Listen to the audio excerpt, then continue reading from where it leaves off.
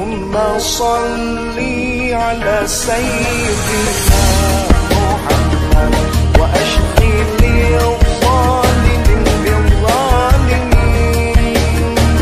وأخرجنا من بينهم سالمين وعلى آله وصحبه أجمعين. صلى الله ربنا على النور المبين أحمد المصطفى سيد المرسلين وعلى آله وصحبه أجمعين وعلى آله وصحبه أجمعين.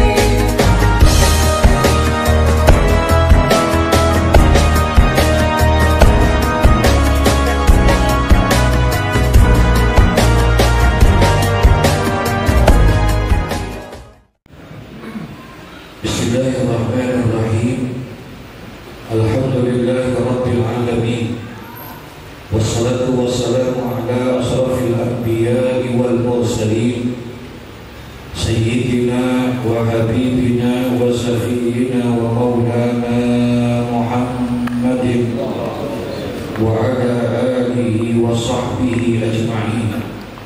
Amma ba'du, qala Allah ta'ala fi kitabihil karim wa huwa asdaqul qailin. Rabbi shrah li sadri wa yassir li amri wahlul 'uqdatam min lisani yafqahu qawli. Rabbi yassir wa la tu'assir, Rabbi tammim bil khair. Subhanaka la ilma lana illa ma 'allamtana innaka antal alimul hakim. Wa la hawla wala quwwata illa billahil aliyyil azim. Babun fi nasihah.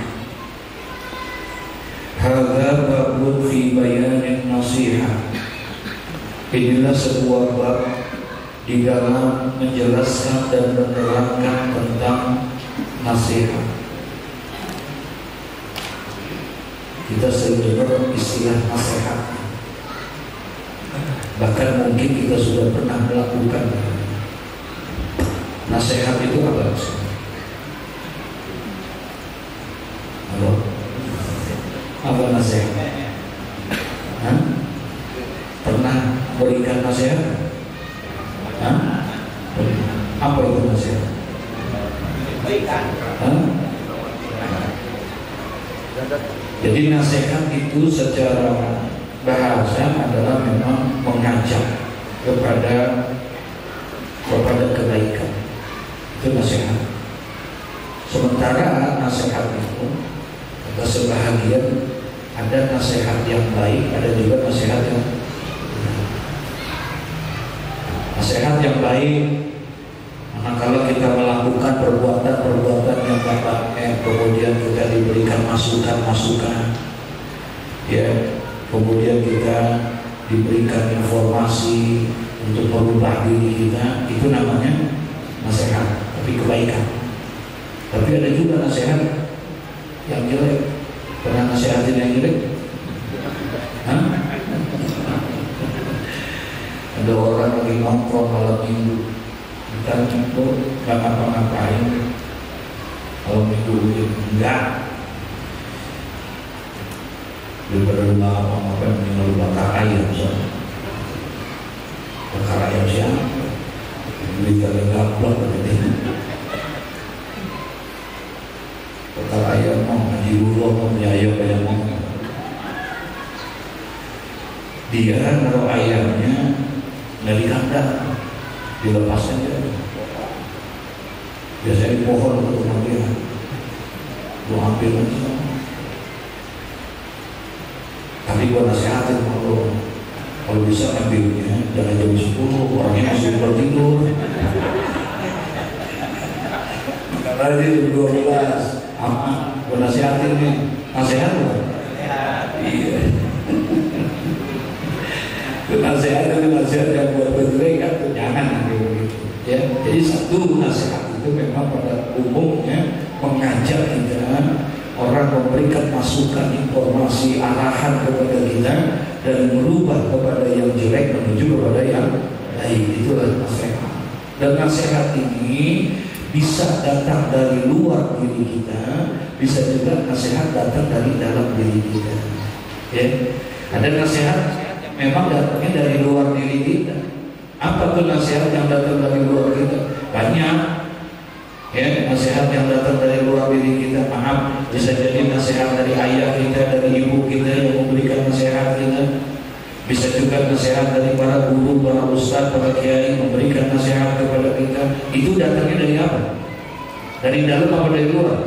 Dari luar, kawan, teman kita nasihatin kita, ya, masukan-masukan kebaikan buat kita. Itu nasihat-nasihat yang datangnya dari luar. Atau katanya bisa dijadikan nasihat fenomena alam yang terjadi di sekitar kita pun juga bisa jadi apa? Jadi nasihat. Namun ada nasihat yang datang dari dalam diri kita. Ini yang seringkali kita ini sering lupa, bahwa ada nasihat yang datang dari dalam diri kita. Apa tuh nasihat yang datang dari dalam diri kita? Perubahan organisme di dalam tubuh kita itu juga jadi apa? Nasihat seharusnya buat kita. Harus jadi nasihat buat kita, perubahan dalam diri kita. Ya, kita lahir dari bayi tidak berdaya, kemudian kita berubah dari bayi jadi anak-anak, dari anak-anak jadi remaja, dari remaja kita menjadi dewasa, dari dewasa kita masuk kepada usia tua, berubah tuh organisme tubuh kita. Kulit yang tadinya kuat, kencang, sudah mulai apa? Udah mulai kendor, udah mulai keriput. Nasihat buat kita. Ya, mata kita yang tadinya kita masya Allah bisa baca buku tanpa kacamata, sekarang sudah tidak bisa. Nasihat buat kita. Pendengaran kita, nasihat buat kita. Ya, sudah banyak tamu yang datang sama di rambut kita.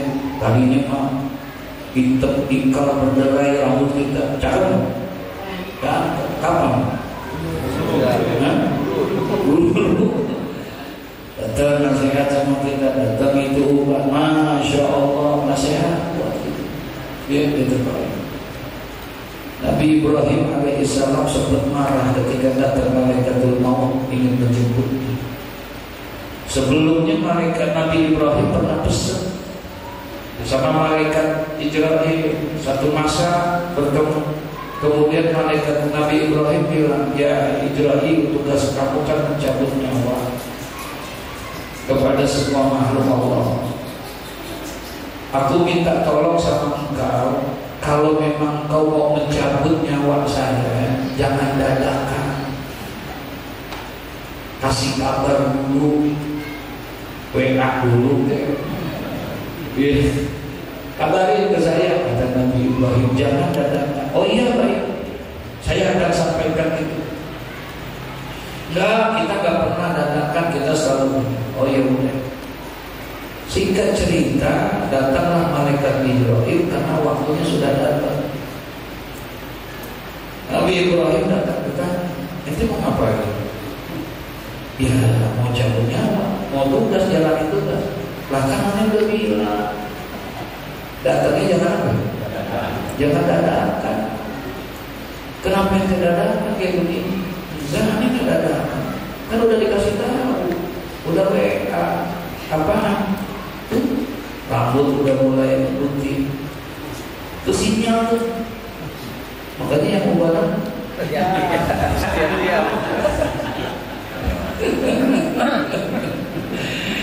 itu udah mulai. Nah, itu artinya nasihat buat diri kita. Itu astagfirullah. Kita suka lupa. Satu sisi nasihat adalah merupakan mengajak kita kepada kebaikan, merubah diri kita. Itu nasihat. Makna daripada nasihat. Ya. Tapi di sisi lain, secara istilah, nasihat itu kalau kata Muhammad Syafi'i lagi, maknanya itu tulus, maknanya murni, ikhlas. Nah, itu. Jadi dari sisi istilah, nasihat bermakna apa? Ketulusan, keikhlasan, kemurnian itu. Itu juga nasihat. Masya Allah. Nah, di bab ini Imam Nawawi mencoba memasukkan kepada kita dalam satu bab khusus tentang apa? Nasihat. Karena memang pentingnya itu masalah nasihat. Ya, penting. Bahkan kita dianjurkan sekali untuk supaya saling nasihat, menasihati yang kebaikan. Wal asri innal insana lafi khusrin illa alladziina amanu wa 'amilus shalihati wa tawassaw. Ada anjuran kita untuk saling nasihat, menasihati. Nasihat gampang, tapi yang susah itu adalah menerima nasihat dan mengamalkan nasihat. Itu yang berat. Kalau nasihatin sih gampang, paling jago kita kalau nasihatin orang, betul ya? Sebab kita kadang-kadang nggak mau menerima nasihat yang datang dari luar diri kita. Ini mesti ada satu jihad di dalam diri. Makanya ada kitab At-Targhib wa Tarhib. Di dalam kitab itu dijelaskan tentang rincian orang-orang yang berjihad. Ternyata jihad itu bukan hanya sekedar mengangkat pedang di medan perang, bukan hanya membawa tombak untuk perang fisabilillah. Ternyata termasuk jihad adalah menerima nasihat orang lain dan mampu mengamalkannya. Itu juga adalah jihad fisabilillah. Dibutuhkan sebuah kekuatan jiwa untuk menerima itu. Berat Pak menerima nasihat. Berat gak? Apalagi yang nasihatin orang di bawah kita. Nah ini dari sisi umur dia lebih muda dari kita, dari sisi pergaulan dari kita. Wah, yang nasihatin anak baru kemarin. Kira-kira bagaimana? Kira-kira bagaimana? Berat. Lu nasihatin gua, lu sunnah gua yang pangku. Tuh, gak mau kita terima yang kayak begitu. Berat. Makanya Sayyidina Ali pernah memberikan satu gambaran. Siapapun yang menyampaikan kebaikan kepadamu, ambil, jangan dilihat orangnya, tapi yang dilihat apanya? Perkataannya, nasihatnya. Ambil, unzur maqala wala tanzur maqala. Lihatlah oleh kamu apa perkataannya.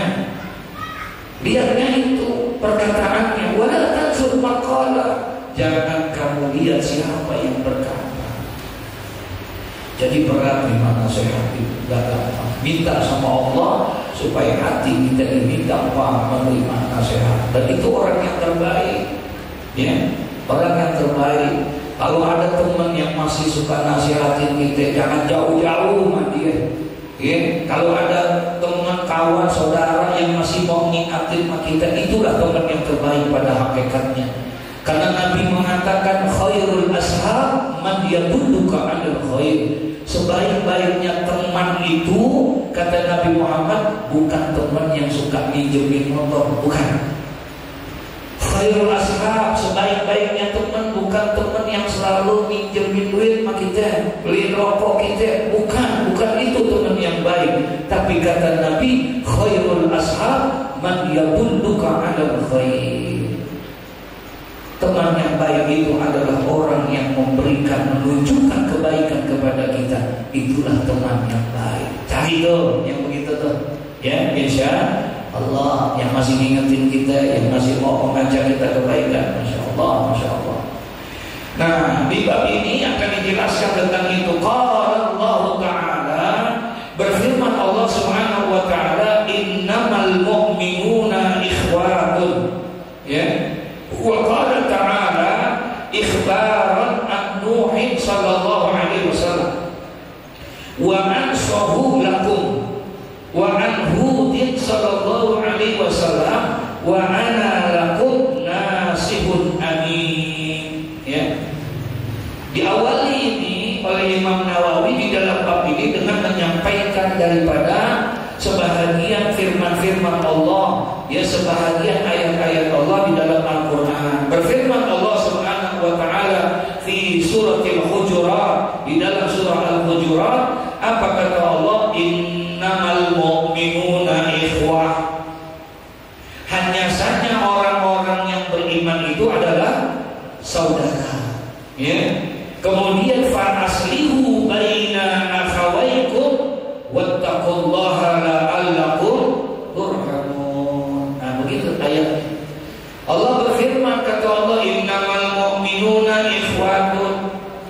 Sesungguhnya orang-orang yang beriman itu adalah saudara. Saudara terikat dia dengan satu ikatan, bukan ikatan nasab, bukan ikatan darah. Dia tidak lahir dalam satu rahim, tapi innamal mu'minuna, orang-orang yang beriman itu terikat dengan satu ikatan akidah. Ya, satu akidah, ikatan akidah sama semuanya. Asyhadu alla ilaha illallah wa asyhadu anna muhammadar rasulullah. Itu namanya ikatannya ikatan apa? Ikatan akidah. Satu akidah, ya, satu keyakinan sama kita. Saudara, bahkan terkadang jauh lebih dekat hubungan kita kepada orang yang sama satu ikatan akidah dibandingkan dengan saudara seikat kata nasab. Betul ya? Sama satu nasab. Kadang-kadang malah lebih dekat sama yang satu akidah. Ini kadang-kadang sama, yang sama lahirnya sama, darahnya sama, sekandung. Kalau pernah negor, kalau pernah ini, kalau pernah itu, dan lain sebagainya. Ada nggak? Tapi kalau ikatan akidah kuat. Nah, kata Allah, innamal mu'minuna ikhwah. Kamu ini saudara. Bahkan di dalam lain keterangan Nabi mengatakan bahwa orang yang beriman itu sampai-sampai dikatakan kal jasadil wahid, seperti satu badan. Kita ini seperti satu badan. Kalau satu badan artinya apa yang dirasa oleh apa yang ada di dalam diri kita semua rasakan. Kalau sakit aja salah satu di antara anggota badan kita, akan terasa juga yang lainnya sakit. Benar sih, yang berdarah kesandung kaki kita, jempol kita kesandung berdarah gitu. Kira-kira yang merasa itu yang kakinya apa malahnya? Yang ngerasain meriang apanya? Semua anggota badan kita terasa. Padahal mah satu doang yang sakit. Lagi kesandung tuh kaki kita. Kira-kira di mulut diperintahkan, lu mau ngomong aduh karena kesandung kaki ngomong, mulut ngomong aduh dong, ngomong nggak? Hah? Tiba secara spontanitas mulut ngomong apa? Aduh, sakit gitu. Uyang pola kita mau riak, masya Allah. Semua begitulah seharusnya yang kita rasakan. Makanya dilanjutkan ayat itu, wa aslihu baina akhawaikum. Ketika ada dua orang saudara kaum muslimin, kaum orang-orang mukmin, manakala dia dalam keadaan kurang harmonis, ada perselisihan, ada pertengkaran di antaranya, fa aslihu baina akhawaikum, maka damaikanlah oleh kamu sekalian saudara-saudara kami. Satukan mereka, damaikan mereka. Dengan apa caranya? Berikan nasihat. Ya, supaya kita ini tetap harus menjaga ukhuwah, jaga persatuan, jaga persaudaraan. Jangan diputuskan itu tali silaturahim. Nah, di sini perannya nasihat kita. Masukkan kepada itu. Bahkan dalam satu keterangan diperbolehkan kita untuk mendamaikan saudara kita yang berselisih itu, sekalipun harus dengan dusta, harus dengan bohong. Paham tak? Bohong demi mendamaikan. Masih dibolehin tak? Ya, masih dibolehin. Nggak boleh malah jangan kita kompor-komporin. Malah justru ini harusnya diapain? Sekalipun harus dengan bohong, nggak apa-apa. Ada si A sama si B lagi kurang harmonis dah. Ada tegur-teguran yang gak lama sih, baru 7 tahun. 7 tahun dia gak tegur-teguran ya ini, padahal Masya Allah kerabatnya, tetangganya dan lain sebagainya. Kita lihat ini kan gak enak. Bermusuhan tuh enak kan? Gara-gara satu musuh, makanya Nabi bilang 1000 musuh kawan kamu masih sedikit, 1000 temanmu masih sedikit, tapi satu musuh yang ada pada dirimu itu sudah apa? Sudah terlalu banyak buat kita. Satu musuh yang ada sama kita itu sudah terlalu banyak. Sementara 1000 kawanmu masih sedikit. Cari lagi sebanyak-banyaknya. Lebih, kalau bisa 2.000, kalau bisa 3.000. Satu musuh sudah terlalu banyak buat kamu. Bayangin Pak, gara-gara satu musuh berapa banyak kegiatan-kegiatan kita jadi terputus. Gara-gara satu musuh yang biasanya ngaji jadi apa? Jadi apa? Jadi nggak ada apa. Gue mendingan ngaji di tempat lain. Emang apa? Gue pikir banget ada musuh itu gara-gara satu musuh. Akhirnya tak ngaji, rugi. Gara-gara satu musuh yang biasanya sholat berjamaah nggak jadi sholat berjamaah. Nggak jadi sholat berjamaah, mendingan gue di rumah daripada gue di situ, hati gue nongkrong. Masya Allah, sampai segitu. Bukan orang sini nih, bayaran. Tuh, gitu. Gara-gara satu musuh. Allahu Akbar, Allahu Akbar. Sebab yang melakukan begini kadang-kadang malah justru orang yang ngerti atau orang yang tidak ngerti. Halo? Hah? Ya Allah ya Rabb, minta bersihin di hati kita. Insya Allah minta kita bersih. Biarin orang marah sama kita jangan. Biarin orang putusin silaturahmi sama kita jangan. Sayang kita udah ngaji, sayang kita udah belajar, sayang ibadah kita. Rusak tuh ibadah kita gara-gara hanya masalah yang kayak begitu. Gara-gara yang kayak begitu doang. Nah, jangan tuh. Damaikan dia kalau perlu. Bagaimana caranya? Sekalipun itu dengan cara berdusta diperbolehkan. Dan orang yang bisa mendamaikan saudaranya seorang muslim yang bermusuhan dia, kemudian dia damaikan, maka nilai kebaikan yang Allah berikan melebihi daripada orang yang hidupnya berpuasa setiap saat. Dia bisa mendamaikan, itu melebihi pahala orang yang berangkat menunaikan ibadah haji. Kita ketemu dalam kitab ini keterangan-keterangan hadis di mana kita begitu besarnya pahala yang bisa mendamaikan dua orang yang musuhan. Masya Allah. Diawali bab nasihat ini dengan satu firman Allah yang begitu dalam maknanya. Innamal mu'minuna ikhwatun. Hanya saja sesama orang mukmin itu, orang-orang yang beriman itu, mereka adalah saudara. Oleh karena itu fa aslihu baina akhawaikum, maka damaikanlah oleh kamu di antara saudara-saudara yang bermusuhan itu. Jangan sampai terpecah belah. Perlunya kita menjaga itu, apalagi zaman sekarang Pak. Maaf jaga. Silaturahmi itu menjadi sesuatu yang mahal, betul ya? Sesuatu yang mahal. Silaturahmi.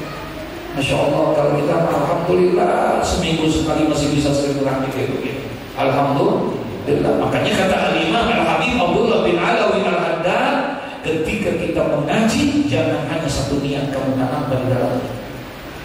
Ngapain? Untuk ilmu gua. Jangan sebatas itu, tapi perbanyak niat-niatmu yang baik di dalamnya. Satu di antara niatnya adalah tanamkan di dalam kamu, hadir dalam majelis ilmu itu. Tujuannya adalah bukan hanya sekedar menuntut ilmu, bukan hanya mensyukuri nikmat sehat, bukan hanya sekedar mensyukuri nikmat akal, tapi kita juga niatkan niat untuk menjalin apa? Silaturahmi. Masya Allah. Insya Allah. Itu yang kita maksud.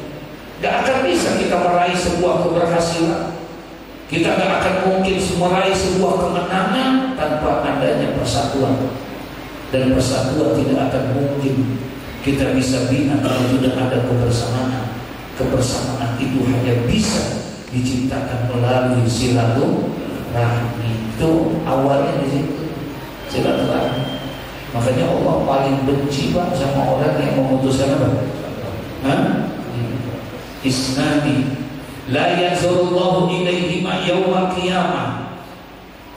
Ada dua kelompok manusia, ada dua golongan manusia yang nantinya pada hari kiamat Allah tidak akan berikan rahmat kepada orang itu. Allah tidak berikan. La yukallimuhumullah. Allah tidak akan bicara sama dia. Artinya Allah tidak akan berikan rahmat kepada siapa?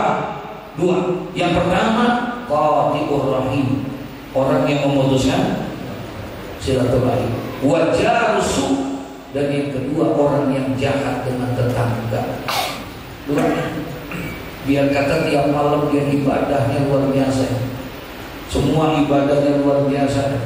Kalau itu dilakukan, nggak akan diberikan rahmat sama Allah. Maaf. Padahal nanti yaumul qiyamah tidak ada yang kita harapkan, yang kita butuhkan kecuali apa? Rahmat Allah. Gak ada jaminan Pak, kita ngaji tiap malam bisa masuk surga, gak ada. Gak ada jaminan sholat kita untuk masuk surga. Gak ada jaminan orang yang pergi haji tiap tahun bisa masuk surga, gak ada jaminan. Masuknya surga tidak lain adalah karena apa? Karena apa? Rahmat Allah Subhanahu wa ta'ala. Disitulah kita minta, Allahumma inni as'aluka ridhoka wal jannah. Ya Allah, aku mohon kepada dengan ridho dan rahmatmu agar masuk ke dalam surga. Itu yang kita minta. Ibadah kita ya, kan dulu pernah diceritakan, ada orang ibadahnya rajinnya bukan naik, umurnya 350 tahun. 350 tahun kan panjang tuh umur, banyak kan? Habis waktunya 350 tahun hanya untuk ibadah. Dia gak tinggalin tuh ibadah. Siang puasa, malam dia tahajud, dia mulai Quran baca dan lain sebagainya. 350 tahun hidupnya diisi hanya untuk apa? Meninggalnya orang. Ketika orang itu meninggal, Allah berseru kepada malaikat. Apa kata Allah? Ya malaikati, wahai malaikatku, udkhuluhul jannah birahmati. Masukkan orang ini ke dalam surga karena rahmatku ya Allah. Masukkan orang ini ke dalam surga karena rahmatku. Kemudian orang itu protes. Ya Allah, maaf ya Allah, saya bukannya gak mau masuk surga. Saya masuk surga bukan karena rahmat Engkau. Saya masuk surga karena saya emang ibadah. Paham gak? Habis waktu saya buat ibadah, saya jalani perintah-perintah Engkau, saya jauhi larangan-larangan Engkau. Pagi, siang, sore ibadah, malam saya ibadah. Wajar kalau saya habiskan waktu saya buat ibadah, masuk surga. Pantas gak kira-kira? Menurut manusia? Pantas. Itu yang dibanggakan sama dia. Makanya dia keras, dia bilang, saya masuk surga bukan karena rahmatmu, tapi karena ibadah yang sudah saya lakukan. Begitu betul. Kata Allah, enggak, itu karena rahmatku. Enggak. Keras juga orang. Enggak, katanya, tetap itu karena ibadahku. Oh begitu, dia udah. Ayo kita hitung-hitung. Kata Allah, kita hitung ibadahmu. Kumpulkan ibadahmu itu semua. 350 tahun kumpulkan itu ibadah. Sholatmu yang 350 tahun, puasamu, zakatmu, hajimu, semua kumpulkan. Dia bikin satu. Ayo kita timbang dengan nikmat yang pernah aku berikan kepada engkau. Enggak ada semua aku timbang. Aku hanya mengambil salah satu di antara nikmat yang aku kasih kepada engkau. Apa? Dicongkel matanya, diambil kedua matanya, kemudian ditimbang. Nikmat dua mata itu ditimbang dengan ibadah sebanyak berapa? 350 tahun ditimbang dua mata saja. Ternyata itu lebih berat dua mata daripada ibadah yang 350 tahun itu. Itu mata doang tuh. Baru dia sujud, dia minta, ya Allah, Engkau Maha Kaya, maafkan aku, minta ridho dan rahmat-Mu. Kenapa? Gak akan mungkin aku bisa ibadah dengan baik dan sempurna kalau seandainya aku tidak punya mata. Betul? Bagaimana mungkin aku bisa berjalan ke masjid, sholat berjamaah, mengaji kalau seandainya aku tidak bisa punya mata, tidak bisa melihat? Gak akan mungkin aku bisa baik baca Quran. Gak mungkin kita bisa tahu dan lain sebagainya. Masya Allah. Belum nikmat telinga, belum nikmat tidak lain sebagainya. Nah oleh karena itu tidak bisa kita masuk ke dalam surga kecuali adalah dengan apa? Dengan ridho dan rahmat Allah Subhanahu wa ta'ala. Tapi Tapi nanti pada hari kiamat ada orang yang tidak akan mendapatkan rahmat Allah. Allah tidak mau berikan rahmat itu kepada mereka. Siapa? Di antaranya dua, orang yang memutuskan tali silaturahim dan orang yang jahat sama siapa nih? Tetangga. Fa aslihu baina akhawaikum. Damaikanlah oleh kamu kalau ada di antara mereka itu yang berselisih. Ya. Nah, damaikanlah oleh kamu dia karena adalah saudara gitu. Wattaqullah la'allakum turhamun, maka bertakwalah kamu agar kamu mendapatkan rahmat Allah Subhanahu wa taala. Ya, masyaallah. Kemudian waqala ta'ala ikhbaran an Nuh sallallahu alaihi wasallam. Dan selanjutnya berfirman Allah Subhanahu wa taala ikhbaran an Nuh, menceritakan tentang Nabi Allah Nuh alaihissalam. Dalam firman yang Allah berfirman wa ansahu lakum, yakni di dalam surah Al-A'raf, ya, ayat berapa di situ? 62. Allah berfirman wa ansahu lakum. Yang sempurna ayat itu apa? Allah katakan uballighukum risalati rabbi wa ansahu lakum wa a'lamu minallahi ma la ta'lamun. Kata Nabi Allah Nuh alaihissalam dalam menyampaikan dakwahnya kepada umat-umatnya pada saat itu, uballighukum risalati rabbi, aku kata Nuh akan sampaikan kepadamu risalah-risalah Tuhanku, ajaran-ajaran Tuhanku, wa ansahu lakum, dan aku Nuh maksudnya memberikan nasihat kepada kamu sekalian, wa a'lamu minallahi ma la ta'lamun, tentang apa yang aku ketahui daripada Allah Subhanahu wa taala, apa-apa yang tidak kamu ketahui aku akan sampaikan, aku akan dakwah, aku akan ajak, aku akan nasihati engkau. Wa ansahu lakum, aku akan sehatkan engkau. Nah, artinya nasihat bukan hanya sekarang, dari zaman Nabi Nuh udah dulu ada nasihat. Bagi Nabi Nuh yang pada saat itu, masya Allah, di dalam menyampaikan dakwahnya begitu susahnya. Jangan bagi orang lain, anaknya aja ikut gak? Siapa namanya? Kan'an, masya Allah, diajar anaknya, bukan dari diajar. Sebelum orang lain dia dulu diajar. Tapi anaknya bilang enggak, masa disuruh menyembah Tuhan yang tak kelihatan? Enggak, saya mau. Jangan ikut. Ayo, la ilaha illallah, Nuh Rasulullah. Aku Nabi, aku Rasul. Jangan kau. Enggak mau tuh anak. Orang lain apa lagi? Entar Allah akan turunkan musibah bencana. Enggak apa-apa yang mau diturunin. Banjir. Saya naik ke atas rumah aman. Kata dia, ini banjir yang luar biasa, jangan, rumah akan tenggelam, gak apa-apa, saya naik ke atas pohon. Diajak lagi, dinasihatin, jangan nak, sini nak, ikut nak. Kata dia, enggak, kalau memang tinggi, saya naik ke atas gunung. Aman. Lupa dia tentang hal yang mungkin. Akhirnya angkat tangan Nabi Allah Nuh, ya Allah, cukup dah, udah lama saya dakwah, 90 tahun. 90 tahun lama kan? 90 tahun saya dakwah, yang ikut 11 orang, 12 orang, cukup kan? Banyak kan malah binatang yang ikut.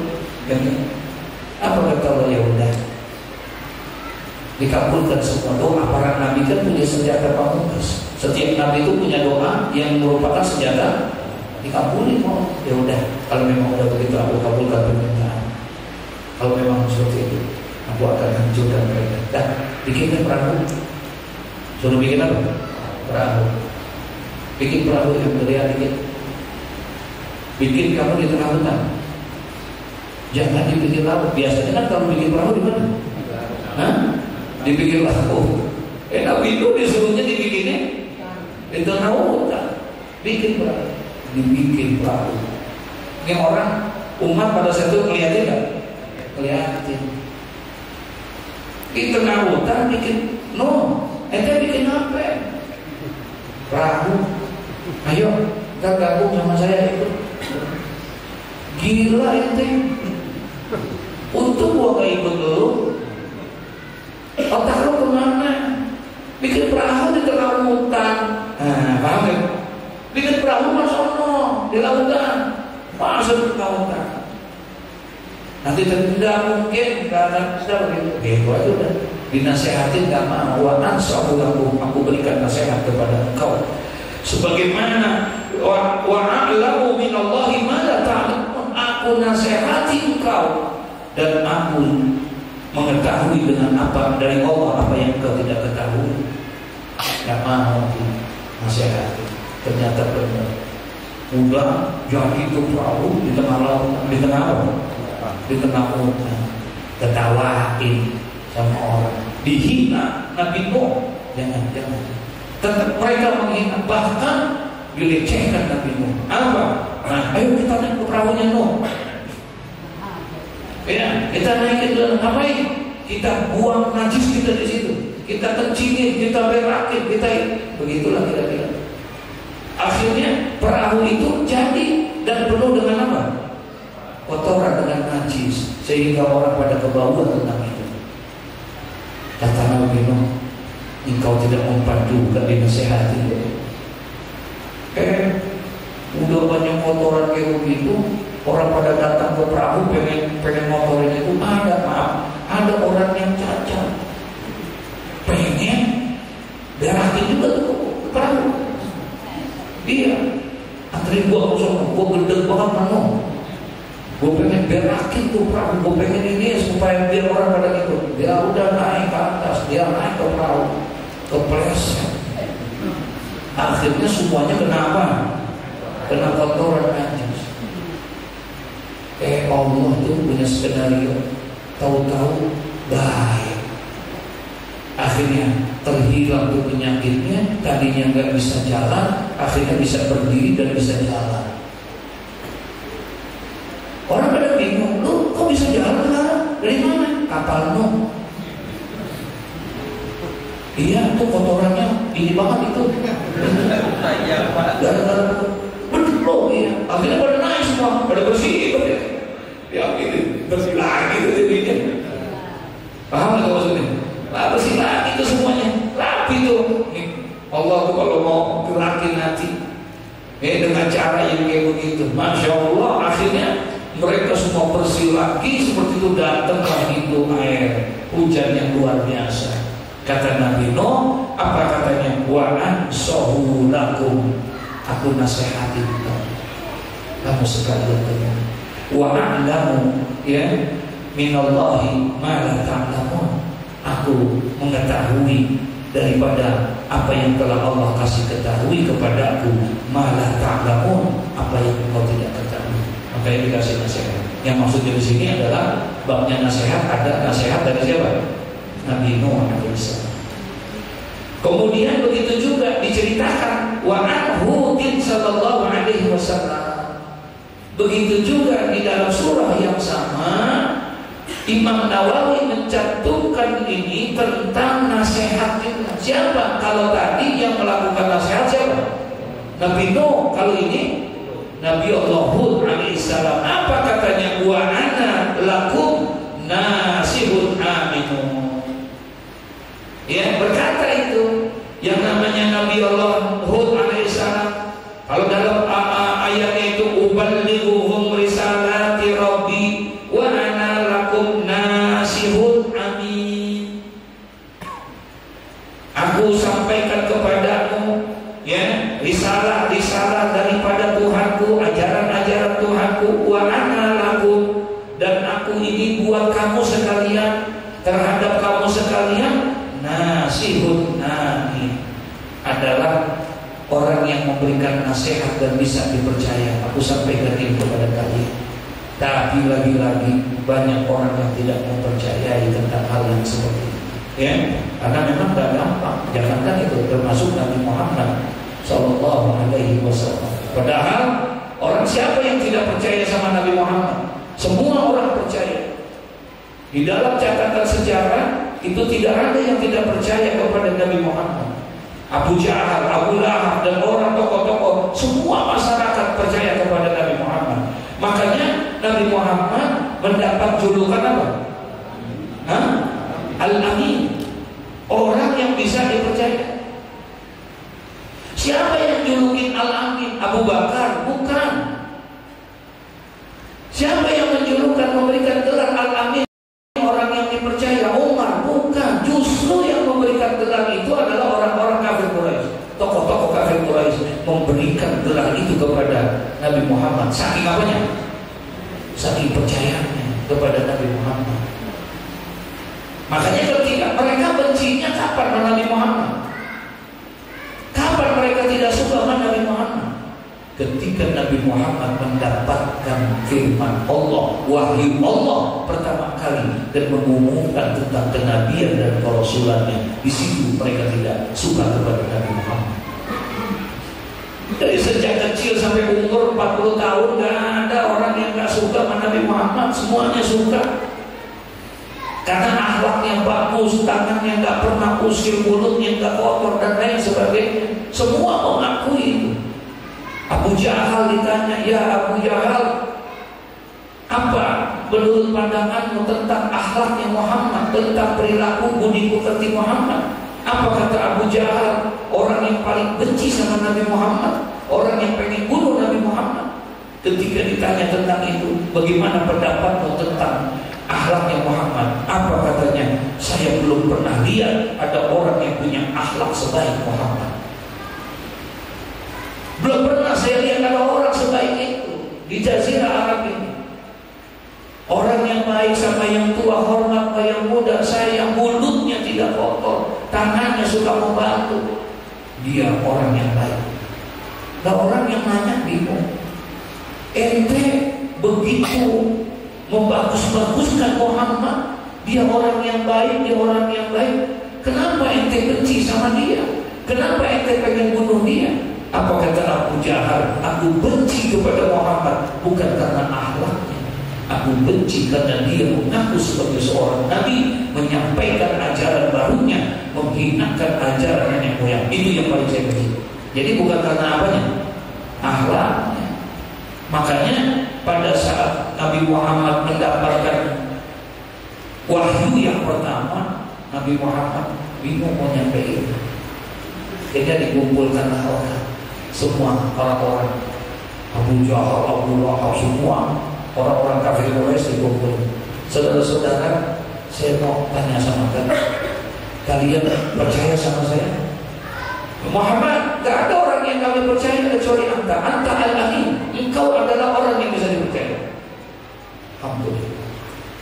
Engkau percaya? Benar. Seandainya saya bilang, coba lihat itu ada bukit sofa, ada sofa. Kalau seandainya aku katakan bahwa di belakang bukit sofa itu ada musuh-musuh dengan perlengkapan senjata yang sedang mau menyerang kepada kita, percayakah kalian? Kalau saya bilang bahwa di belakang bukit sofa itu ada musuh yang sedang siap menyerang kita, kami percaya, karena kamu tidak pernah bohong. Kalau seandainya aku bilang di belakang bukit Marwah, di bukit gunung itu ada orang yang akan menyerang kita, percaya kan? Percaya. Semuanya percaya sama Nabi Muhammad. Apa kata Nabi Muhammad? Baik, aku senang kalau kalian sudah percaya. Nah, karena kalian sudah percaya sama saya, dengarkan baik-baik. Semalam aku mendapatkan wahyu dari Tuhanku. Aku mendapatkan wahyu dari Tuhanku dan aku dijadikan seorang nabi, seorang rasul untuk menyampaikan risalah-risalah Tuhanku. Tinggalkan Tuhan-Tuhan kalian, sembahlah Tuhan la ilaha illallah. Ketika itu disampaikan sama Nabi Muhammad di depan mereka, apa yang dilakukan? Ambil batu dilempar Nabi Muhammad. Tabaraka ya Muhammad. Kalau bahasa kita, bangsa tuh Muhammad, orang ajar tuh ya. Makanya seperti itu. Tapi kalau pertama kali Islam diagamakan, pantas ya? Pantas kan? Pantas. Tapi Nabi lanjutin hadis itu. Wa sayaudu ghariban kama bada'a. Nanti pun satu masa Islam akan kembali dianggap aneh. nanti satu masa. Nabi gak bilang kapan dan kapan, nanti Islam akan dianggap aneh. Siapa yang menganggap aneh? Kalau dulu orang-orang kafir Quraisy yang menganggap aneh tentang Islam, tapi nanti yang menganggap Islam itu aneh, justru siapa? Justru siapa? Umat Islam. Ya Allah, ya Allah. Makanya kata Nabi, fatuba lil ghuraba, beruntunglah orang-orang yang dianggap aneh itu. Jadi dianggap aneh justru apa? Beruntung. Siapa mereka? Alladzina yasquhu min sunnati, orang-orang yang bisa mempertahankan sunnah-sunnahku, kata Nabi. Ketika sunnahku sudah diinjak-injak, ketika ajaran-ajaranku sudah tidak dipakai dan ditinggalkan oleh orang lain, kamu bisa bertahan tentang itu. Engkau termasuk orang yang beruntung kan itu. Masya Allah. Ya. Nah, jadi ternyata di ayat ini memberikan gambaran juga, bukan hanya di zaman Nabi nasihat, di zaman Nuh, Nabi Nuh sudah nasihatin loh. Nabi Nuh, ya Masya Allah. Fal awal, hadis yang pertama. An Abi Ruqayyah Tamim bin Ausin dari radhiyallahu anhu. Jadi hadis dari Abi Ruqayyah. Ya, Abi Ruqayyah artinya bapaknya si Ruqayyah. Siapa dia? Tamim bin Aus ad-Dari. Ya. Jadi sahabat Nabi sallallahu alaihi wasallam. Anna Nabi sallallahu alaihi wasallam qala, bahwa sesungguhnya Nabi sallallahu alaihi wasallam bersabda. Apa kata Nabi? Ad-dinu nasihah. Agama itu adalah ad-dinu nasihah. Sampai mana Nabi? Ad-dinu nasihah. Agama itu adalah nasihat. Sahabat bertanya. Kemudian apa kata sahabat? Kulna. Kata Tamim bin Ausi ad-Dari, di antara itu bertanya dia, liman ya Rasulullah? Nasihat agama adalah nasihat. Buat siapa nasihatnya? Paham gak maksudnya?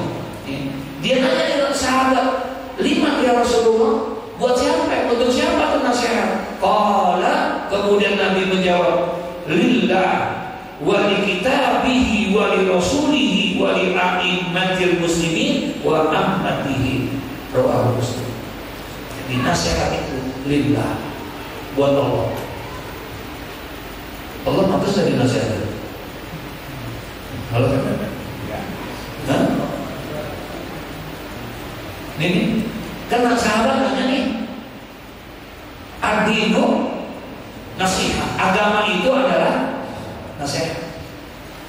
Sahabat nanya, kata sahabat, liman ya Rasulullah? Buat siapa itu nasihatnya?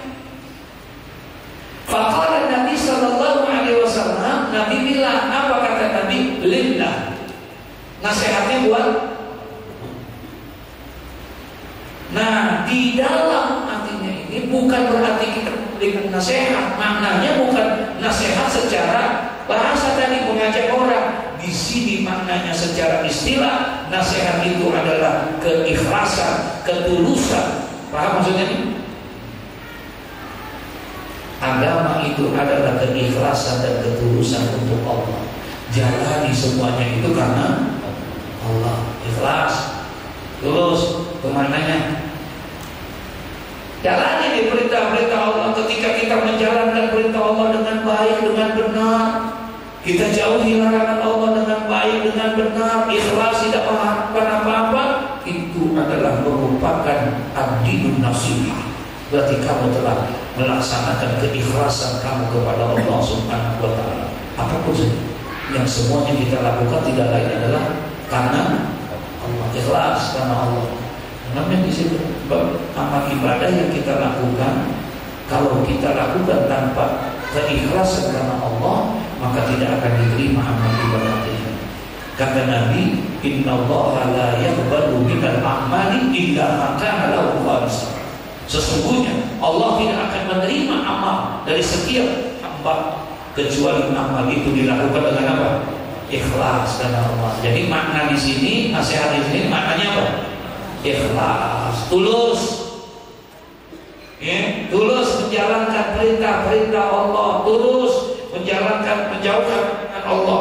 Apalagi wa li kitabihi wa li rasulihi, begitu juga ikhlas di dalam menjalankan kitab Allah.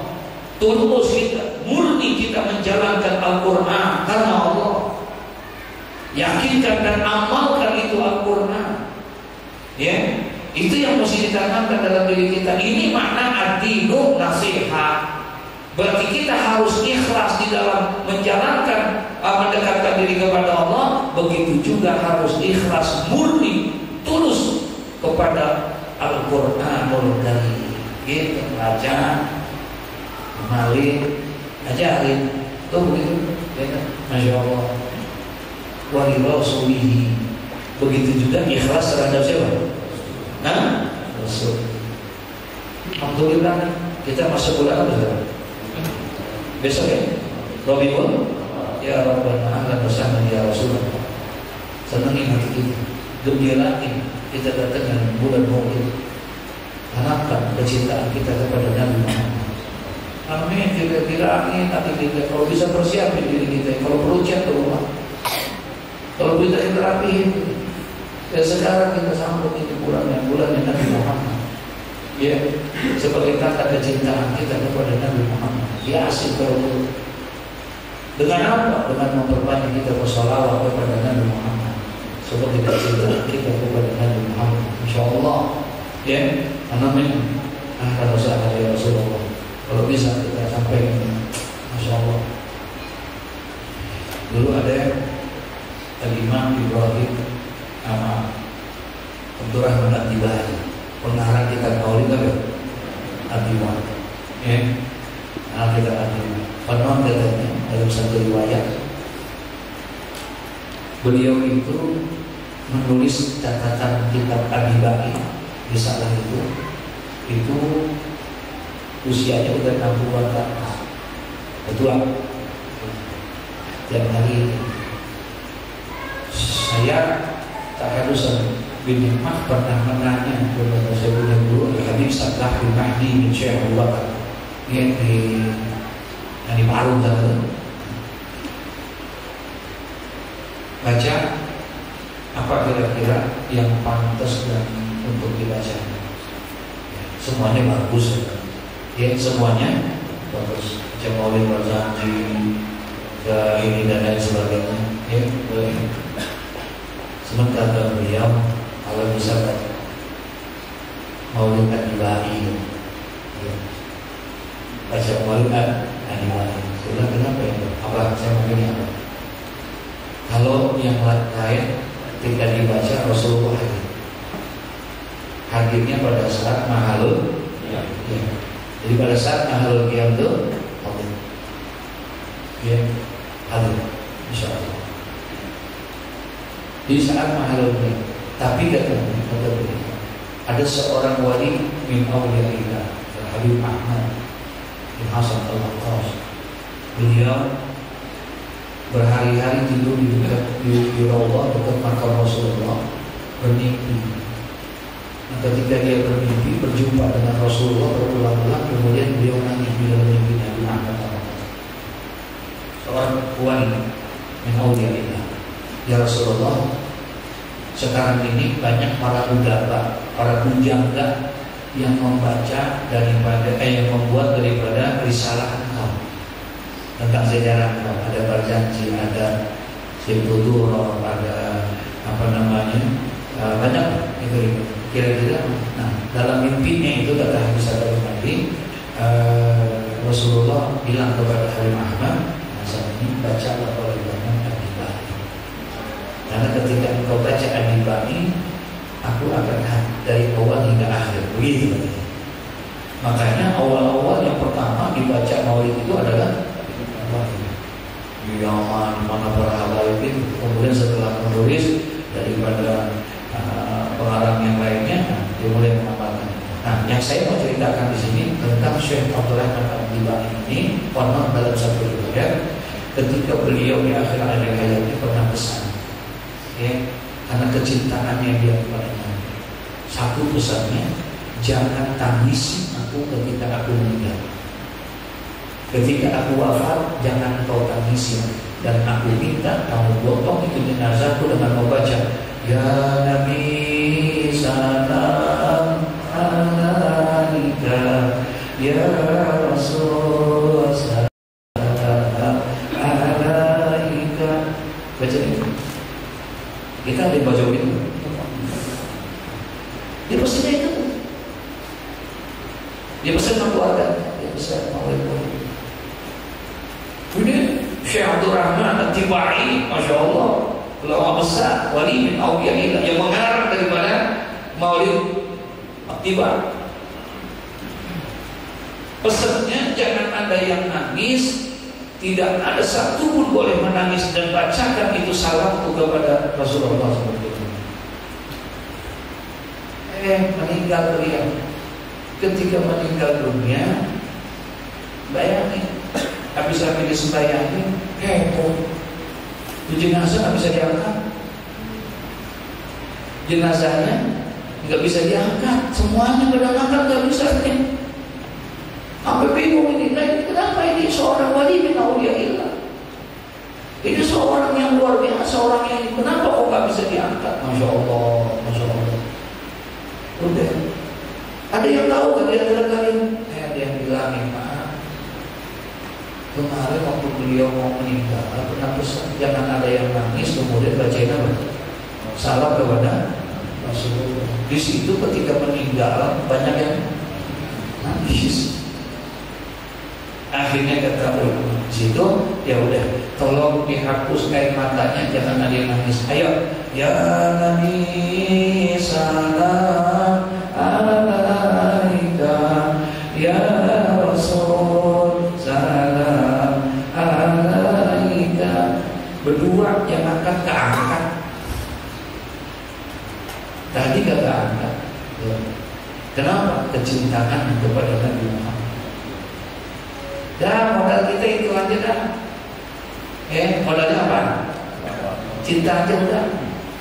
Habis mau ngikutin alam nih, tahu? Halo? Kesatu. Ngikutin ibadahnya, apalagi? Kan diterang di dalam kitab Riyadhus Shalihin yang kita baca. Ketika Nabi pada saat sedang berkumpul seperti ini, tiba-tiba ada seseorang anak muda datang, nyelonong tuh anak muda, kagak pakai salam lagi, langsung masuk, dia ngomong, ya Rasulullah, manta sah, ya Rasul, kiamat kapan? Nanyain apa? Ya hormat.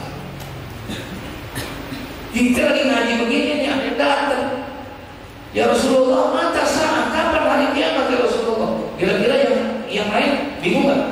Gak ada orang siapa nih? Tapi Rasulullah akhlaknya luar biasa. Enggak, Rasulullah gak marah, Rasulullah gak ngomel, Rasulullah senyum. Tapi Rasulullah gak jawab. Rasulullah balik bertanya, ma'ada tadaha. Kata Rasulullah, iya, ente nanya kiamat, iya, ma'ada tadaha. Emang apa yang udah ente siapin? Bekal apa yang anda punya untuk menghadapi hari kiamat? Persiapan apa yang sudah anda punya untuk menghadapi kiamat? Apa kata dia? Ada sudah ya Rasulullah, saya belum punya bekal ya Rasulullah. Ibadah saya masih sedikit, sholat saya masih sedikit. Lalu kenapa ente nanya apa bekal yang nggak ada bekal saya? Kecuali saya satu bekal saya. Apa? Saya mencintai engkau ya Rasulullah. Bekal saya cuma satu. Apa? Saya cinta kepadamu. Senyum Nabi Muhammad. Apa kata Nabi Muhammad? Anta ma'aman ahbabta. Engkau nanti akan bersama orang yang engkau cintai di dalam surganya Allah. Dengar begitu di sahabat, bangun sumpah nih. Nyesel gua gak ngomong begini. Modalnya apa ya? Modalnya apa? Cinta. Buka ini pintu hati kita sekarang. Sambut gitu Rasulullah. Ya, insya Allah. Apa di antara tanda-tandanya? Kalau kita cinta pada Rasulullah, satu di antaranya adalah apa? Man ahabba syai'an faqaktsaru min zikrihi. Barang siapa yang mencintai sesuatu, pasti dia akan banyak menyebut-nyebut nama yang dia cintai. Artinya dengan mencintai Nabi, banyakin apa? Salawat kepada Nabi Muhammad. itu yang mendekatkan kita. Walaupun beliau dikubur di Madinah Al-Munawwarah, puluhan ribu kilometer jarak antara kita dengan beliau, tapi insya Allah dengan adanya salawat kepada Nabi Muhammad, itu yang akan mendekatkan kita dengan Nabi Muhammad, insya Allah. Ya. Wa qala Rasulullah sallallahu alaihi wasallam ya wa li rasulihi wa li a'immatil muslimin, dan juga adalah karena buat siapa ini dinun nasihat, ya, kata sahabat yang pertama buat siapa tadi?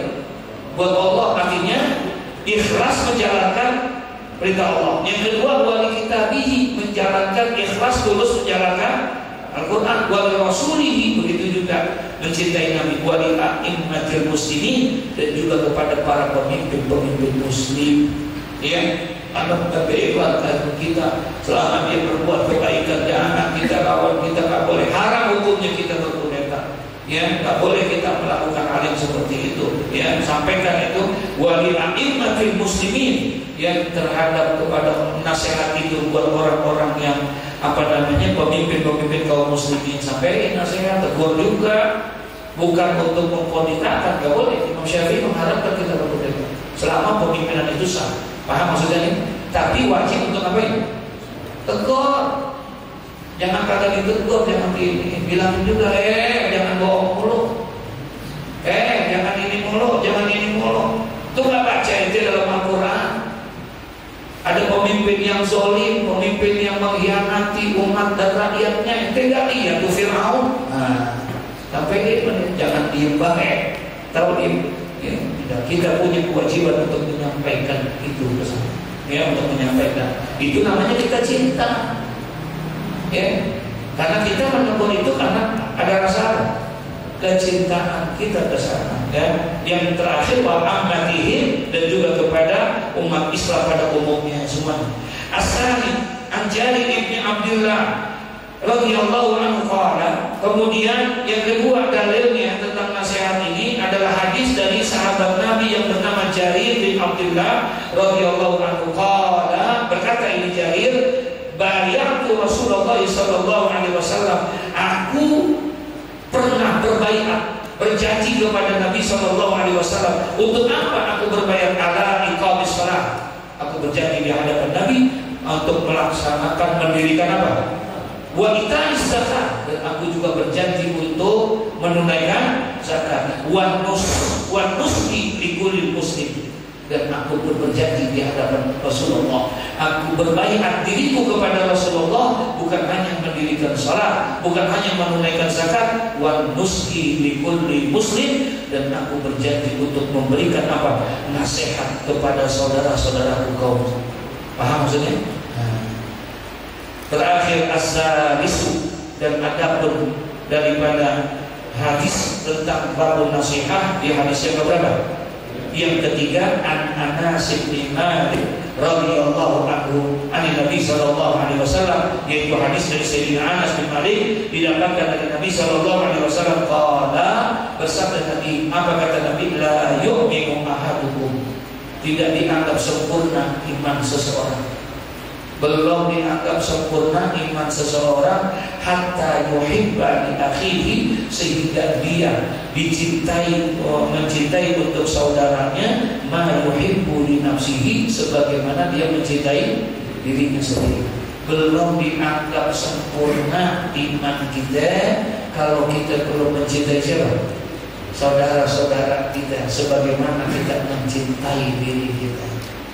Nah, kita dianjurkan untuk mencintai saudara kita sebagaimana kita mencintai diri kita sendiri, ya. Cintai itu saudara-saudara, dan itu sebetulnya mencintai, saling mencintai sesama muslim karena Allah, justru itu salah satu di antara peredam murka Allah. Salah satu peredam murka Allah. Maaf jangan kalau bicara jengkel mau udah jengkel kalian tingkah siap yang begitu banyaknya maksiat, merajalela kemungkaran. Allah udah pengen tumpahin aja ini yang namanya azab. Makanya Allah katakan di dalam hadis qudsinya, apa kata Allah? Inni la ahimu bi ahli ardi azab. Sungguh kata Allah, Aku pengen sekali timpa saja, turunkan saja ini azab di muka bumi ini, kata Allah. Saking muaknya Allah dengan tingkah laku manusia. Tapi Allah bilang, فَإِذَا نَظَرْتُ إِلَى أُمَّارِ بُيُوتِ وَالْمُتَحَبِّينَ فِيهَا وَالْمُسْتَغْفِرِينَ بِالْأَسْحَارِ صَرَفْتُ عَذَابِي عَنْهُمْ. Aku pengen tumpahin ini azab, tapi ketika aku lihat tiga ini, aku gak jadi. Aku hormati mereka, aku gak jadi turunkan azab. Siapa dia? Yang pertama, yang فَإِذَا نَظَرْتُ إِلَى أُمَّارِ بُيُوتِ, ketika aku lihat masih ada orang yang memakmurkan rumahku, kata Allah. Memakmurkan rumahku maksudnya memakmurkan apa? Masjid dan musola, sholat berjamaah masih berjalan, zikir, majlis ilmu masih berjalan. Aku gak jadi, aku hormati dia, aku gak jadi turunin azab. Wal mutahabbina fiha, dan aku juga tidak jadi turunkan azab karena masih ada orang yang saling sayang menyayangi karena aku, kata Allah. Masih menjaga persaudaraan karena aku, menjaga itu persatuan karena aku, itu pun meredah daripada murkaku. Yang terakhir, wal mustaghfirina bil ashar, masih ada orang yang berzikir kepadaku, menyebut namaku, beristighfar kepadaku, dan bersolawat kepada kekasihku, maka aku saraftu azabi anhum, aku gak jadi turunin azabku karena itu adalah peredam murkaku. Masya Allah. Untuk masih ada yang ngaji. Ya, kalau enggak, beliau lain kelembut dan itu. Ya Allah, ya mudah-mudahan Allah kasih taufik hidayah kepada kita. Muttafaqun alaih, disepakati hadis ini oleh Imam Bukhari dan Imam Muslim. Insyaallah. Babun fil amri bil ma'rufi wa nahyi 'anil munkar. Ya, mudah Allah panjangkan umur kita. Ya Allah sehatkan sehingga bisa melanjutkan kajian kita nanti di waktu-waktu yang akan datang. Amin. Ya Rabbal Alamin. Al-Fatihah. Allahumma salli ala sayyidina Muhammad wa ashqi